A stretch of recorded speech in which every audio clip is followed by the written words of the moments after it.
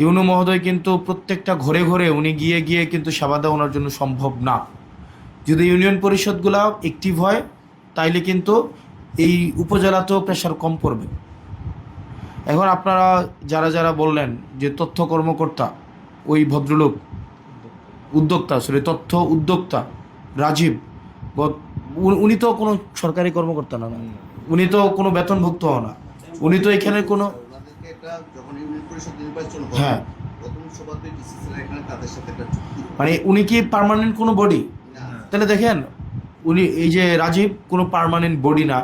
ফতেহাবাদ ইউনিয়নে এই ক্ষেত্রে আপনার প্রশাসনিক কর্মকর্তাই বললেন যে উনি জাস্ট একটা ম্যাটাফরিক বা অর্নামেন্টাল, উনি জাস্ট চেয়ারে বসে থাকে, কিন্তু ওনাকে কোনো কাজই করতে দেওয়া হয় না এবং ইউনিয়ন পরিষদ একদম কর্নারের মধ্যে ফালাই রাখে।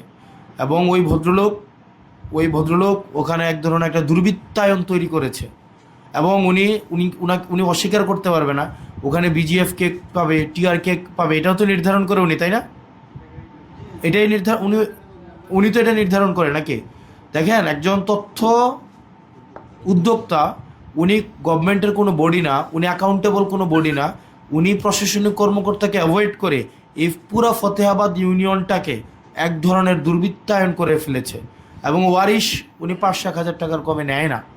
এবং হচ্ছে দেখা যায় জন্ম নিবন্ধন এখানে দেখা গেছে 45 দিনের মধ্যে মনে ফ্রি করে দেওয়ার কথা, তারপরে 6 মাসের মধ্যে মনে 50 টাকা নেওয়ার কথা, 25 টাকা নেওয়ার কথা, তার পরবর্তীতে ফি 50 টাকা নেওয়ার কথা।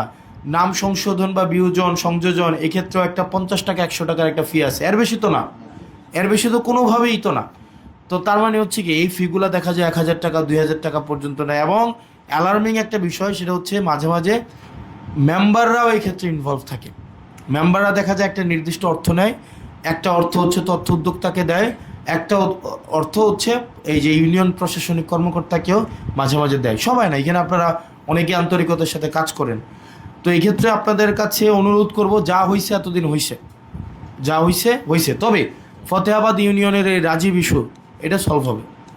কারণ এইভাবে জনদুর্ভোগ বা জনভোগান্তি সৃষ্টি করার জন্য যদি শাস্তির ব্যবস্থা থাকে, আমি আইনগতভাবে সেটাও যদি নিশ্চিত করা যায়, আমি আপনাকে অনুরোধ করব সেটা নিশ্চিত করার জন্য। কারণ উনি 25 লাখ টাকা নাকি, আচ্ছা উনি 25 লাখ টাকা হচ্ছে ইউনিয়ন পরিষদে নাকি উনি 25 লাখ টাকার ফার্নিচার কিনছে ইউনিয়ন পরিষদে। এটা মনে হয় সত্য না, হ্যাঁ সত্য না। তাহলে তো 5 অগস্টের পরে কয় টাকার ফার্নিচার কিনছে?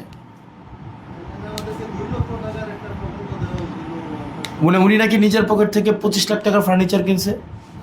তো ওনার তো এটা কেনার কথা না, উনি তো হচ্ছে এখানের কোনো